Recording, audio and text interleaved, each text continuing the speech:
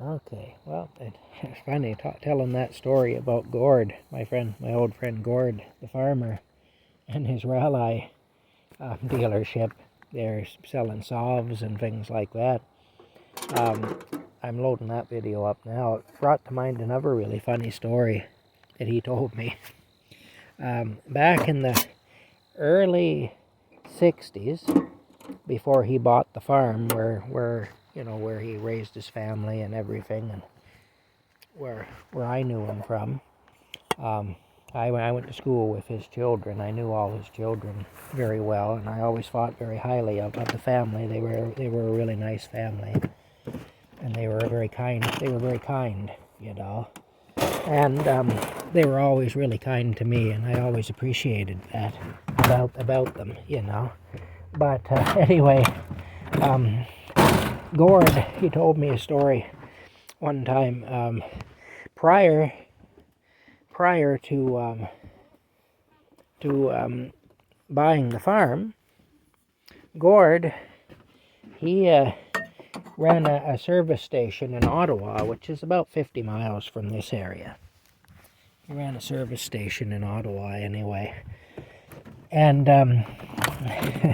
but he hated it. It's not where he wanted to be. He wanted to be a farmer. He grew up on a farm in the Ottawa area, and he wanted to be a farmer anyway. And so that was his dream, to be a farmer, to have his own farm. And he eventually did it, but this job that he had that he didn't like very much, this was just a stopgap thing and a way to earn a living and save a little money so he could eventually buy his own farm. And he did that for a few years in the early 60s. He bought the farm in around 1964 or 65, something like that. Prior to that, he ran this service station. Anyway, I'll get to the story now. At his service station, he had an ice machine. This machine dispensed blocks of ice. It was basically what it was a plywood shed, and the ice machine was inside the shed.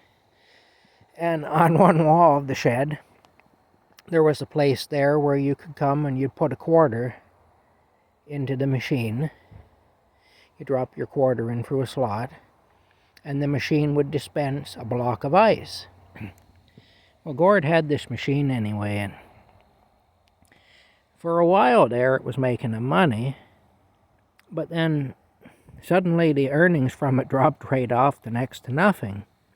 And he couldn't figure out why, and he looked at the machine was working right and everything. It was producing blocks of ice like it should. There was no issue with the machine.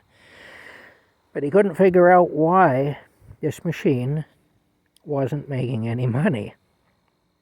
Well, of course, he'd close up the service station, around 6 o'clock every evening or whatever, and he'd go home. Well, one night, for some reason, he had to go back to the service station. He had to stop there for some reason.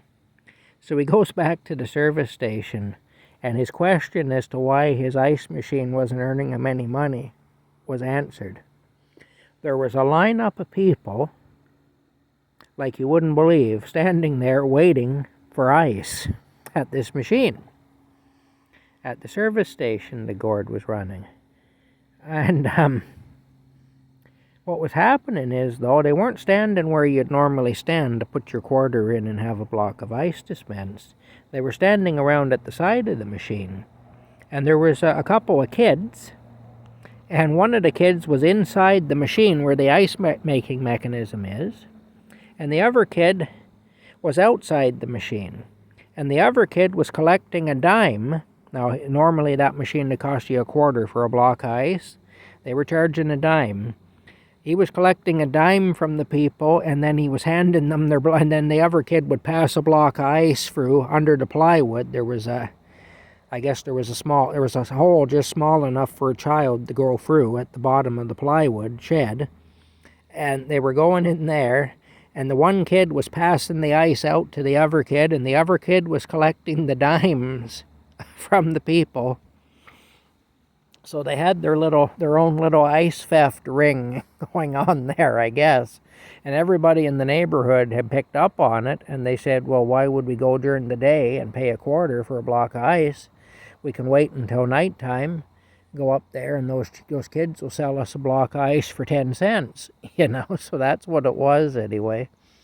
So I guess Gord put a stop to that anyway, and he did some repairs to the shack there, to the shed that the ice machine was in, so the children could no longer get in there, but yeah, anyway, that's what happened. It was quite a scam. But that was just one story he told me anyway. He told me quite a few. Yeah, he told me quite a few anyway. I'll have to relay some of them to you. But anyway, pretty funny stuff. We'll talk to you later.